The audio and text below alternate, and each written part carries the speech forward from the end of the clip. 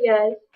So last Friday was the launch of the Space Shuttle Atlantis, which signified the ending of NASA's Space Shuttle program.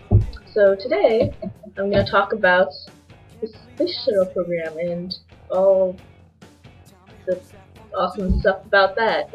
After Apollo 11 landed on the moon, a lot of people were telling NASA to revamp the Space Shuttle program because it was way too costly and they wanted something that was cost efficient and more useful. While the Apollo missions continued, the awesome, amazing NASA engineers devised a new idea to completely revolutionize space travel. They devised an idea that basically you'll have a reusable spacecraft, something that could go Pchooooo up into space, and yet it was delicate enough that it could be reused again. Basically, they wanted a horror that they could bitch slap and abuse over and over again. Space Shuttle, and they began showcasing it in 1976, and it was called Enterprise after the Star Trek Space Shuttle. I mean, this one wasn't like the one that went all the way up into space and came down. They basically used it for a lot of test runs and things. Now that that's over with, Michelle, so I'm gonna ask you your truth question, because apparently you think I'm evil or something. So, truth. Do you pee in the bathtub, like when you shower, or do you take baths? Because if you take baths, then obviously you don't pee, unless you do, and that's kind of gross. Also, my truth or dare thing, I was supposed to talk about Steven and stuff, but I don't really want to talk in detail about it because it's really TMI. And I mean, I could Facebook message both of you and tell you about it, but basically what happened was that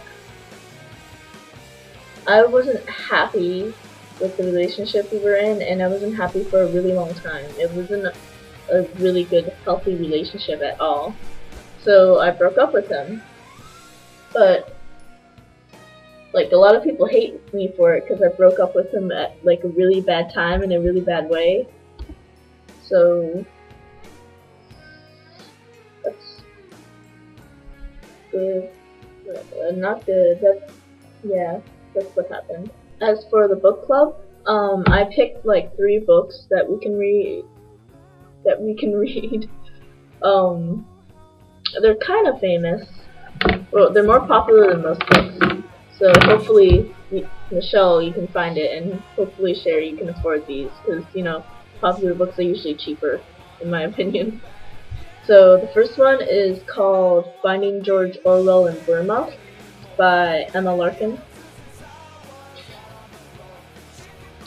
And this basically chronicles the author's experience when she goes to Burma and the connection between Orwell and Burma, because George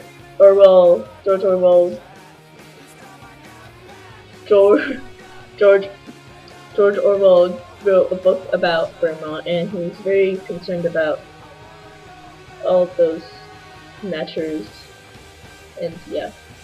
I mean, if you haven't heard of this before, you can always just Google it and find out what it is, because I'm not really good at summarizing.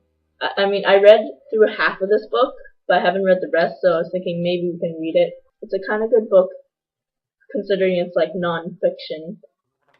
But yeah. The second book is called On the Road by Jack Kerouac. I think that's how you pronounce his name.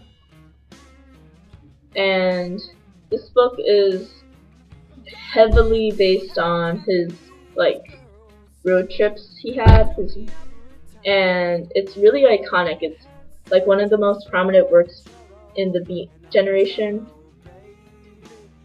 So yeah, I haven't had a chance to read this yet, but I really want to. So, well, I mean, all 3 of the books I really want to, but yeah. And the third book is Kite Runner by Khalid Hosseini. I don't know if you guys read this yet or not, but a lot of people have, but I haven't. And it's like about this guy who lives in Afghanistan, and he's having to live through like all these uprisings and like the rise of the Taliban regime. And yeah, so you can choose between 3 of these, like which one you want to read. Like you guys can fight to the end about it and get back to me about that, and then we can start reading and being nerds. So